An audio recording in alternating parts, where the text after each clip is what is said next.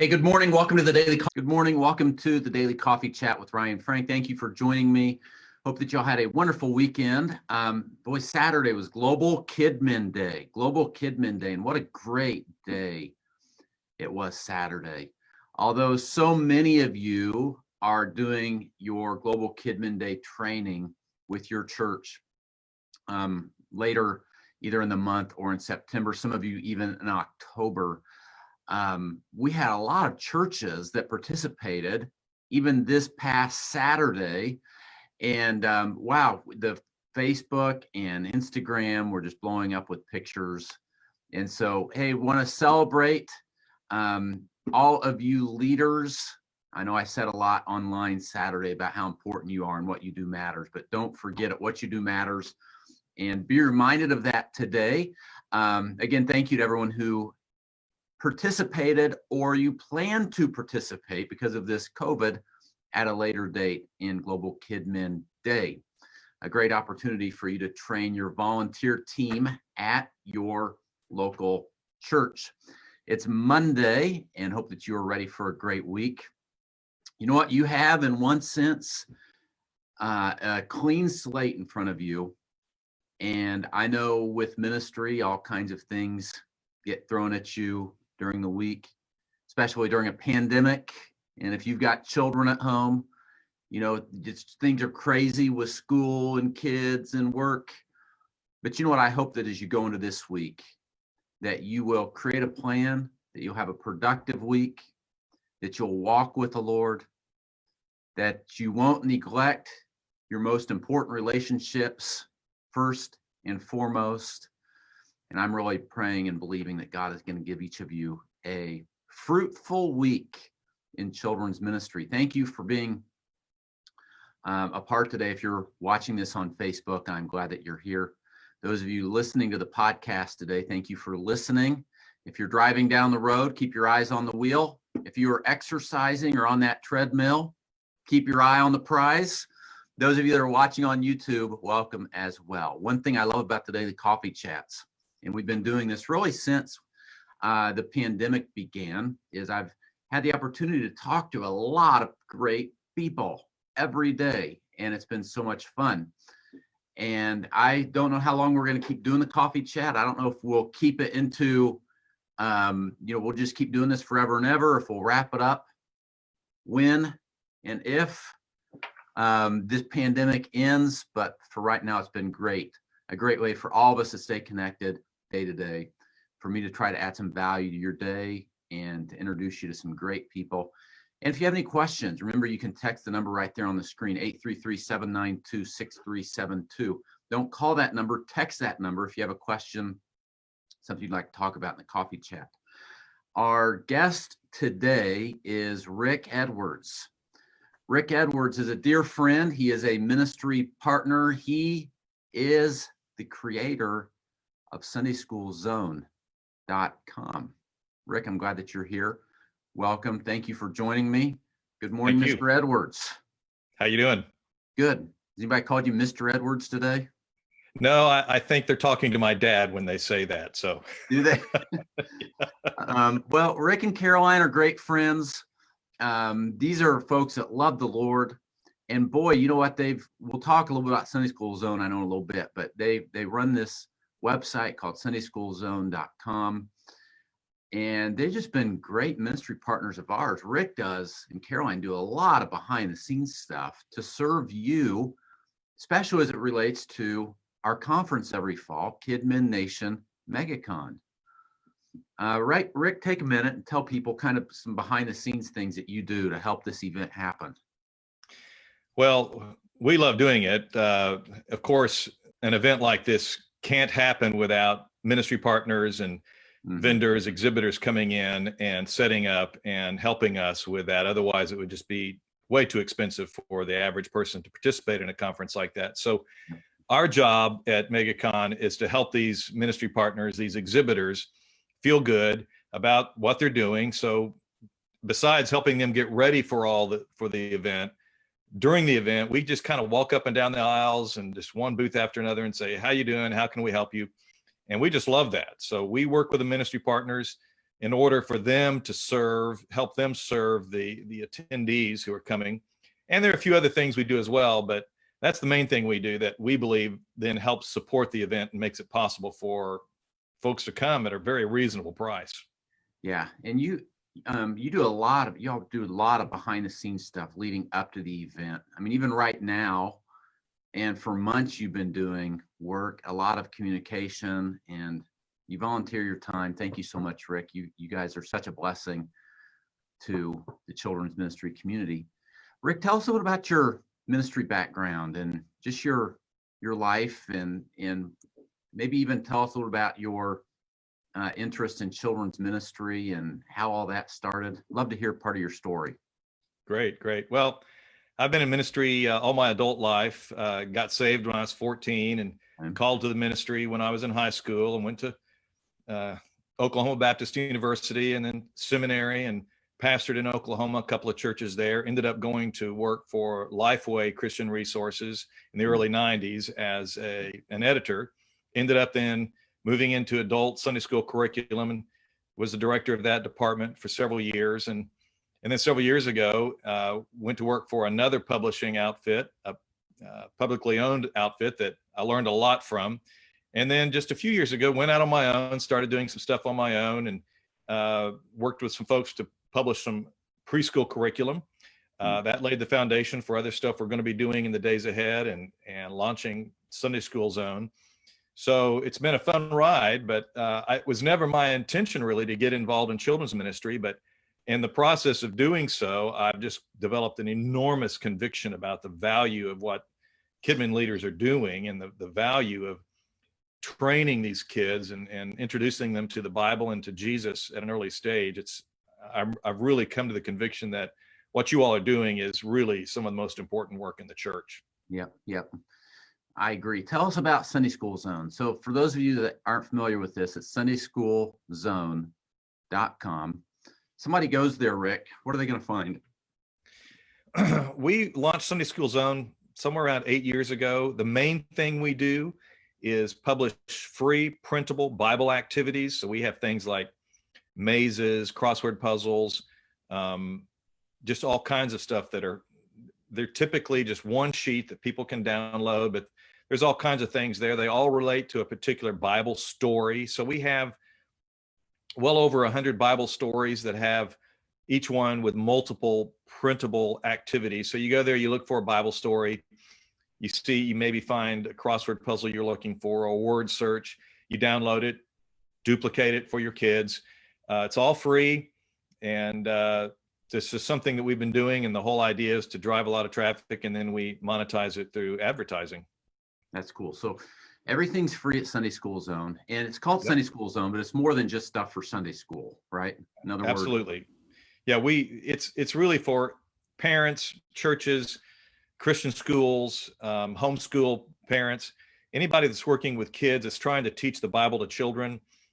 These activities can be used with any curriculum and in almost any context. It's just designed to help engage kids in the Bible. Now let's talk about curriculum for a minute, because you do have curriculum. In other words, in addition to random resources that you could plug into whatever you're doing at your church, you do offer curriculum, and it is free. Yes. Will you tell us about it? Several years ago, we created God's Unfolding Story for older preschoolers. And initially we were selling it, but I just sort of had the conviction over time that we needed to give it away. Yep. And so we put it on the website. It is digital, so churches have to download it and print it for their use, but it's all there. It's free. It's 2 years worth of preschool curriculum. People have been using it for about 8 years, and I estimate that it's made it into about 30,000 classrooms. That's crazy. Over that 8 years. So that's pretty good. And then we have plans we're already starting to work. Actually, we're in the process of repackaging the preschool stuff, and we're starting to develop and write new stuff for first and second graders. Eventually, we hope to have stuff for every age group, including adults. So all that's coming, but it takes time. So we're working on it. Exactly. Well, that's really neat. So go check that out, guys and girls. Go to sundayschoolzone.com. I have previewed this curriculum, God's Unfolding Story. And it's great curriculum with great graphics and really good content.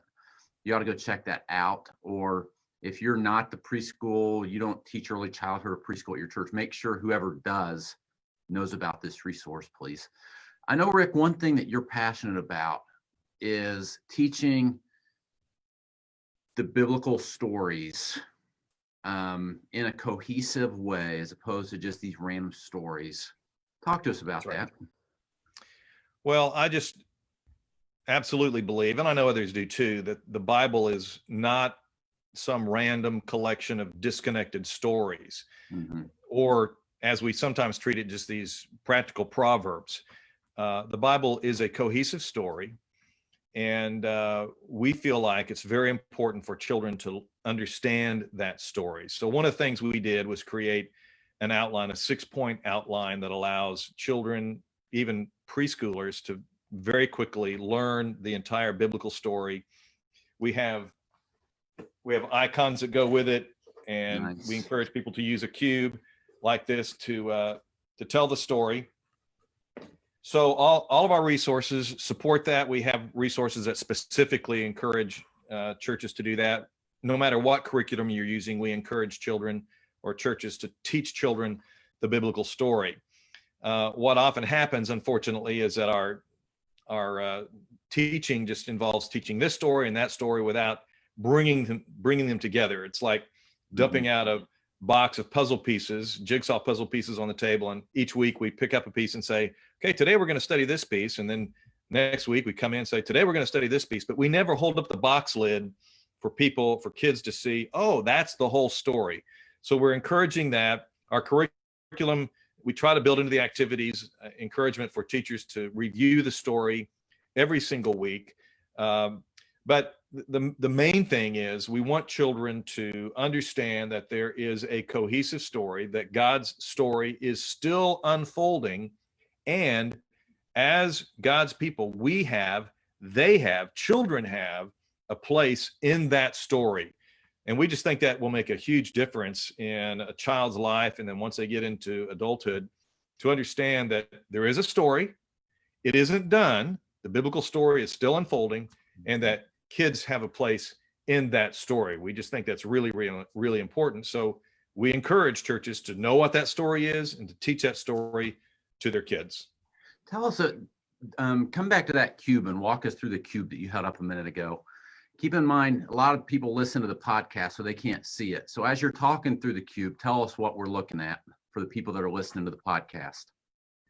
Well, we've tried to break this, or we have broken the story down into 6 very simple story elements that even a preschooler can tell. Interestingly, I've taught this to adults, and adults just as much love the preschool level story elements. But and each one has an icon or a picture that goes with it. So we've got God created everything. Then we go to people disobeyed God, which of course is the fall of Adam and Eve. And then we have the story of God chose a special people, which is about Abraham and the balance of the Old Testament, the people of Israel. God sent Jesus to help us, which of course is the story of Jesus and what he accomplished for us. Jesus began the church. And then finally, Jesus is preparing heaven for us. So in 6 simple elements, a child, and we've heard children do this. I mean, they learn it very quickly, and they love to get up and tell the story in their class, and they get it pretty fast. And I just imagine, how wonderful it is for someone to grow up. I've asked a lot of adults, can you tell me the biblical story? And while they know a lot of the stories, they don't perceive that there's a cohesive story there. And we're wanting to change that over time. Love it. The graphics that you used for that cube, are those available, I assume, at SundaySchoolZone.com? Yes, everything is there. You can download these things. If you want to create a box like I've done, we've made them so you can print them, cut them, paste them on a box that you can get for 80 cents or so at Walmart. We've tried to make it very simple. Again, it's all free. We just want to help churches do this because we believe it's really, really important. But it's all there on the website. Love it. Rick, what do you hope, shift gears a little bit, what do you hope that we all learn as church leaders, children's leaders, once we get through this pandemic? What do you hope that we really learn from this? What comes to mind? Well, we may come out of it with a greater appreciation for church the way it was, but we also need, I think, to ask ourselves what needs to change. I was in a meeting yesterday with our Sunday school teachers at our church, and the fact is we're facing an enormously wonderful opportunity to change things in our Sunday school and in our church as a whole, because normally change can be very difficult in a church. People don't like change. So the pandemic, I think, in many cases is opening up an opportunity for churches to come back, do things differently, maybe transition into new and different things. And people are prepared to accept, I think, probably more now than ever, they're prepared to accept, yeah, we need to do things differently. We've learned how to communicate online via Zoom. I hope people are in a much better frame of mind and much more eager to accept change, so that we're not simply trying to take church back to the way it was. Let's figure out how to maximize and take advantage of the opportunities that are in front of us. I think that's so smart, because it might be tempting for a lot of us as leaders just to try to get back to default as quick as we can. In order to, and Rick, I know you and I weren't planning on going this way with the conversation, so just roll with me because you're good at this stuff. That's okay. And God's given you a lot of wisdom. In order to get through this and really learn and make the tweaks and modifications we need to get better and to serve better and to be the church that we need to be, what do you think we should be doing right now? Are there people we should be talking to, questions we should be asking? I mean, how do we get to that point where, you know what, let's do what needs to be done, even if it looks different than it did back here? Yeah, well, obviously, churches and people in leadership in the churches need to be talking among themselves. They need to be talking to other church leaders. And that's a wonderful thing about what's going on today, is that there's a lot of people doing things. It's not difficult to look out there and see what are other people doing.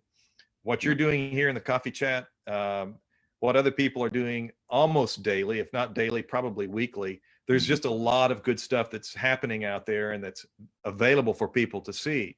But you've got to bring your people along. So I would really encourage leaders to be engaging the church, the people in the church. Let them know now that things are likely to change. And it's not because we're not changing just because we want to change, but we need to change. The church needs to change, and to start informing people now, start letting people know that the change is coming, but it has to come, and it's a good thing, and encourage people to get on board, talk to other leaders in the church, involve people in that process. You just got to do that. Yeah, that's smart. Don't go at it alone. These are things that you don't want to wrestle through and try to solve by yourself. That's right. That's for sure. Rick, here's my last question for you. Okay. All right. If Rick, what are you, 42? Oh, yes, absolutely. Okay. If 42-year-old Rick Edwards could go back and tell his 20-year-old Rick Edwards self something, what would you go back and tell your 20-year-old self? Well, this may sound self-serving for this audience, but the reality is I was in pastoral ministry for years. And then when I was at Lifeway, I ended up being an adult curriculum. And for so many pastors and leaders, the adult arena is kind of where you get drawn to very naturally. But honestly, really honestly, if I could go back to my 20s, I would say, hey, start thinking about children's ministry sooner. Start thinking about children's ministry now. Start thinking about how to make a difference with kids. Don't just assume that someone else is going to do that. Don't assume that the curriculum is going to do that. Don't assume that the processes will do that. The pastor, the leaders need to understand the priority of kids ministry and youth ministry, but we need to start early. We need to be very strategic about that. And while I was sympathetic in my earlier years to kids ministry and every aspect of the church's ministry, I didn't really value the priority of what it should be. And I think I would challenge myself to do that, to take that on and to understand that value sooner. I love that, Rick. Thank you. Friends, go check out sundayschoolzone.com.